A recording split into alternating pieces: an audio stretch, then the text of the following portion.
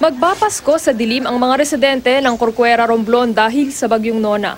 Mahigit isang linggo na pero hindi pa naaayos ang mga natumbang poste ng kuryente. Hindi namin maayos ito sa loob ng 2 buwan. So magpapasko sila sa ng Magpapasko po ang bayan namin na madilim.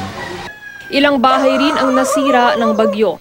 Pero ang mas masaklap, walang mapipwestuhan ang mga residente sa Pasko. Yung mga bata nung umagay humihingi ng pagkain at nagugutom na wala namang maibigay, wala namang luto kami. Humihingi sila ngayon ng tulong para magkaroon ng kabuhayan. Baha sa Kalumpit, Bulacan, nananatili ngayon sa isang paaralan ang mga residenteng binaha.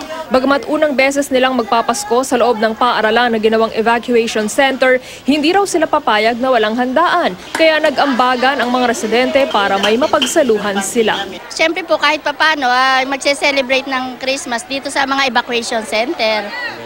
Opo. Kahit po, siyempre, kahit mga isa-isang kilo, magluluto rin po rito. Talaga po yung Pasko ito, tuloy-tuloy talaga yun, hindi mo mapipigil. Trisha Zafra, GMA News.